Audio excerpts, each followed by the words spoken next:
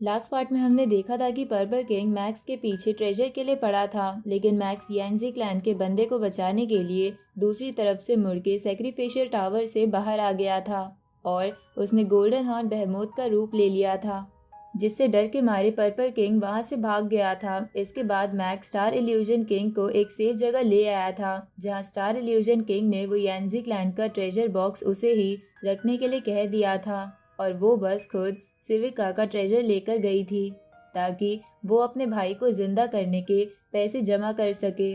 अब आगे तो इस पार्ट की शुरुआत में हम देखते हैं कि मैक्स अपनी मौसा क्लैन की क्लोन बॉडी की मदद से यांजी क्लैन के पर्सन की बॉडी में बदल जाता है और उस ट्रेजर बॉक्स पर अपना एक टोकन रख देता है। तो ट्रेजर बॉक्स मैक्स को स्कैन करके समझने लगता है कि वो यांजी क्लैन से है, जिसकी वजह से वो ट्रेजर बॉक्स ओपन हो जाता है और उसमें से 3 स्टोरेज रिंग निकलती है। अब मैक्स उस स्टोरेज रिंग को हाथ में ले लेता है, जहां बबाता उन रिंग्स को स्कैन करके देखने लगती है कि उसके अंदर क्या है।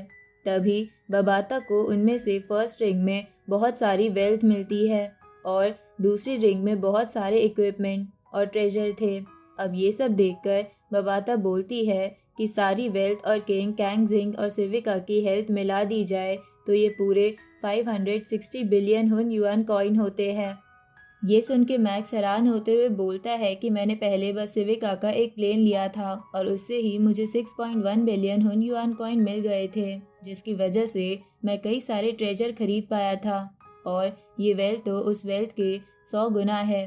तभी बबाता बोलती है कि तीसरी रिंग तो रह ही गई। इसके बाद बबाता उस रिंग में देखती है जहाँ उसमें से एक स्काई लॉकिंग आर्म निकलता है, जिसे मैक्स पहन लेता है और उसे ट्राई करने लगता है।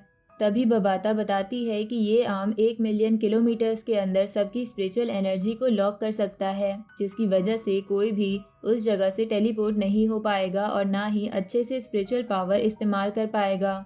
इधर मैक्स वो स्काई लॉकिंग आर्म इस्तेमाल कर रहा था, जहां उसकी वजह से उसकी बहुत ज़्यादा एनर्जी कंज्यूम हो रही थी। तो बबाता कहती है कि ये आर्म बहुत ज़्यादा एनर्जी कंज्यूम करता है, अगर तुम इसे 1 मिनट भी इस्तेमाल करोगे तो ये एक मार्की स्टेज के अनडाइंग लेवल तक के कल्टीवेटर की एनर्जी कंज्यूम कर सकता है। तो ये सब सुन के मैक्स जल्दी से उस आर्म का फंक्शन रोक देता है और बोलता है कि मैं इसे ज़रूरत पड़ने पर ही इस्तेमाल करूँगा।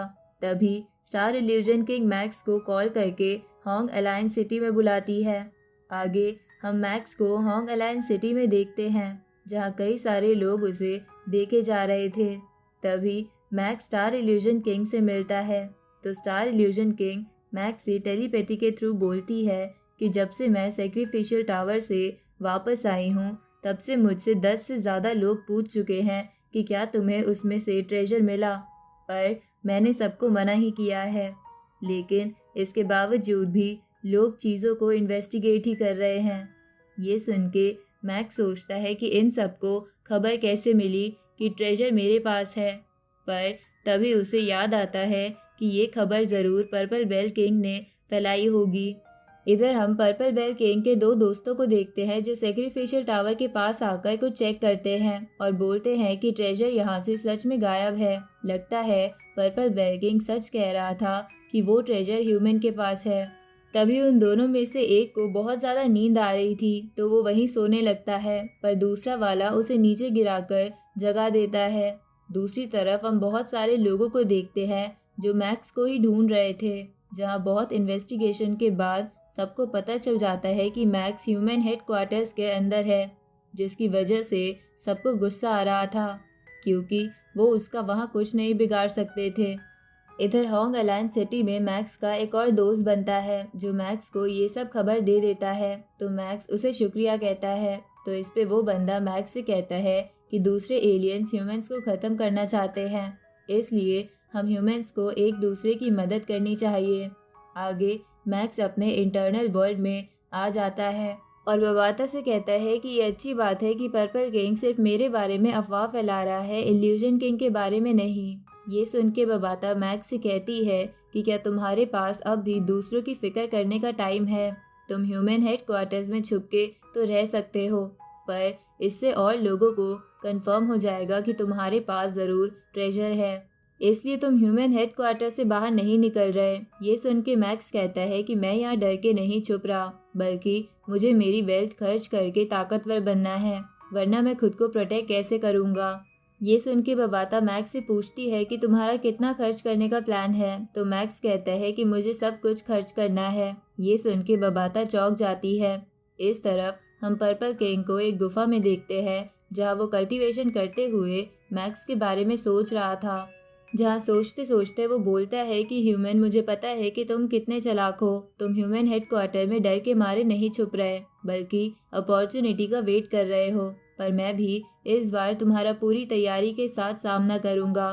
तभी उस पे पीछे से एक बड़ा सा स्नेक बीस्ट अटैक करता है, पर पर्पल किंग उसके टुकड़े टुकड़े कर देता है।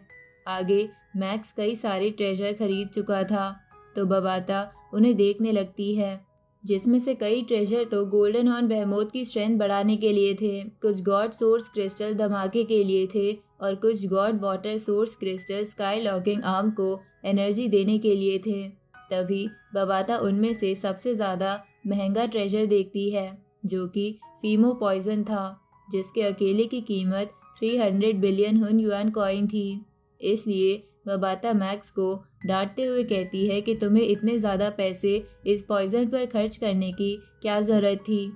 तभी मैक्स बोलता है कि फीमो पॉइजन एक अनडाइंग कल्टीवेटर की बॉडी को ख़त्म कर सकता है, और ये पॉइजन डुओ याओ ने बनाया है, जिसे कुछ हाई लेवल के एल्केमिस्ट ने बहुत ज़्यादा अप्रिशिएट भी करा है। तभी डुओ याओ मैक्स को उस पॉइजन को इस्तेमाल करने का तरीका बताता है कि मैक्स को उस पॉइजन की 10 ml ड्रॉप्स किसी वेपन पर डालनी है, और फिर उस वेपन का बस एक हिट ही एक किंग लेवल के वॉरियर को मार सकता है।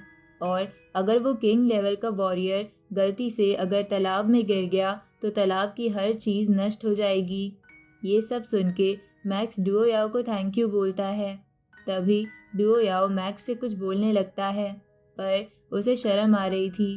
तभी माइनू वहाँ आकर मैक्स को बताती है कि डुओ याओ तुम्हें थैंक यू बोलना चाहता है, क्योंकि तुमने उसे कल्टीवेशन लिक्विड दिया था।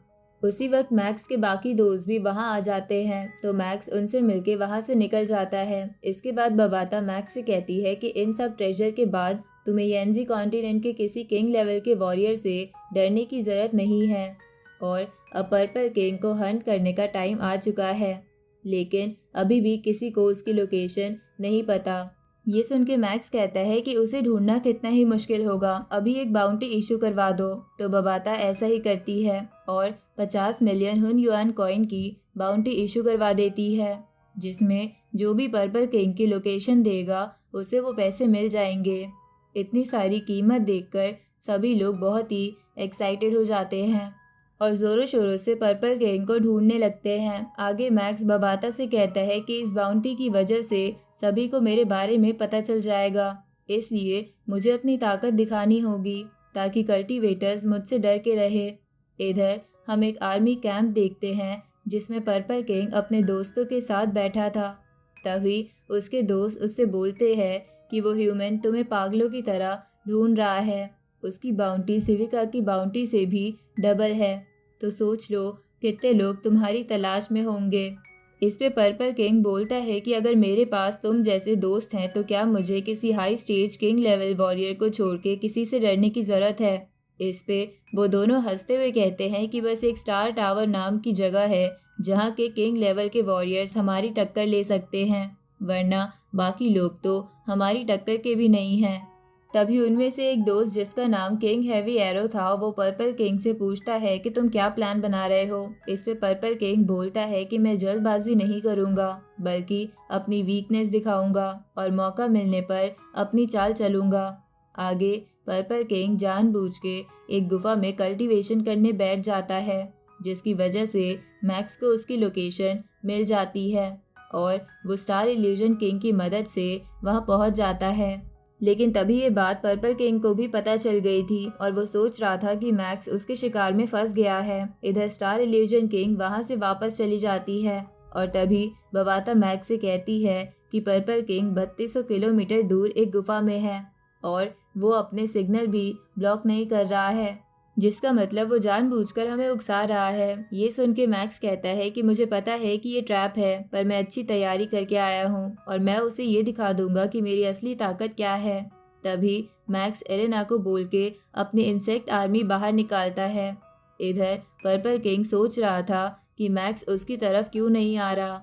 दूसरी तरफ मैक्स अपनी इंसेक्ट आर्मी से पर्पल किंग की तरफ लेज़र अटैक करवाता है, पर पर्पल किंग को इस बात का अंदाज़ा लग जाता है और वो तुरंत ही उस गुफा से बाहर आ जाता है। जहाँ जब वो मैक्स की इंसेक्ट आर्मी देखता है तो वो अपने मन में बोलता है कि पहले तो मैं अकेला लड़ने वाला था, पर अब मैं अपने दोस्तों को बुला ही लेता हूँ ताकि मुझे खतरे का सामना ना करना पड़े। उसी वक्त वो अपने दोनों दोस्त किंग ब्लड बीस्ट और किंग हैवी एरो को वहाँ बुला लेता है और वो उन दोनों से बोलता है कि तीनों साइड से मिलके हम मैक्स को घेर लेंगे। इधर मैक्स पर्पल किंग के पास आकर उससे बोलता है कि तुम ही मेरे बारे में र्यूमर्स फैला रहे थे कि मेरे पास ट्रेजर है, तो अब तुम क्यों मेरे से बच के भाग रहे हो। इस पे पर्पल किंग कहता है कि छुप तो तुम रहे थे, वो भी ह्यूमन हेडक्वार्टर में, और तुमने तो काफ़ी ट्रेजर भी खरीद लिए होंगे। तभी वो अपने मन में सोच रहा था कि मेरे दोस्त जैसे ही यहाँ आ जाएंगे तो वो मैक्स को ट्रेजर इस्तेमाल करने से रोकेंगे, जिसके बाद मैं बड़े आराम से मैक्स को मार दूंगा। अब पर्पल किंग मैक्स से बोलता है कि तुम मुझसे पूरी ताकत से लड़ना। ये सुन के मैक्स बोलता है कि अगर तुम मुझे सच में ताकतवर लगे तभी ऐसा हो सकता है। उसी वक्त मैक्स की तरफ एक एरो आता है, पर मैक्स सही समय पर अपनी लाइटनिंग स्पीड की मदद से बच जाता है।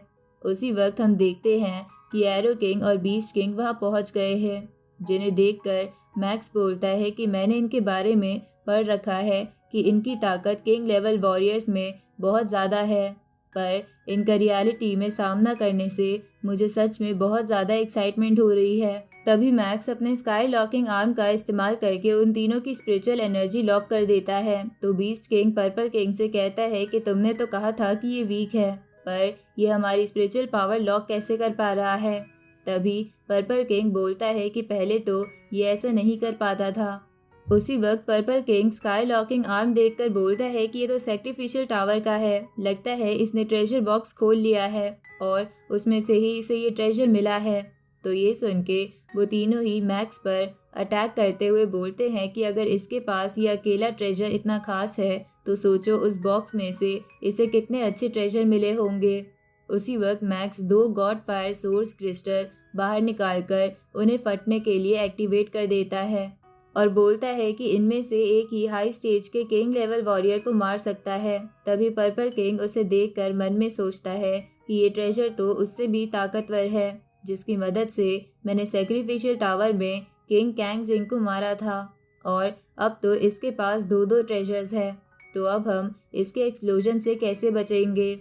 उसी वक्त मैक्स खुद को सिल्वर विंग से कवर कर लेता है और वो बम फट जाता है, जिसकी वजह से बीस्ट किंग तुरंत मर जाता है और मरने से पहले बोलता है कि अच्छा, तो इस वजह से इसने आसपास के एरिया में स्पिरिचुअल पावर लॉक कर दी थी ताकि हम टेलीपोर्टेशन की मदद से भाग ही ना सके। तभी बीस्ट किंग मर जाता है और एरो किंग की भी जान चली जाती है। तभी लावा के बीच से पर्पल किंग बाहर निकलता है और बोलता है कि मैं जिंदा बच गया, मेरा कोई कुछ नहीं बिगाड़ सकता। उसी वक्त मैक्स पर्पल किंग के सीने में तलवार घुसा देता है और उसे कहता है कि ये कोई आम तलवार नहीं है, इसके ऊपर फीमो पॉइजन लगा हुआ है, जिसकी वजह से कोई भी मेरी तलवार से तुरंत ही मर सकता है, क्योंकि फीमो पॉइजन तुरंत ही पूरी बॉडी में फैल जाता है।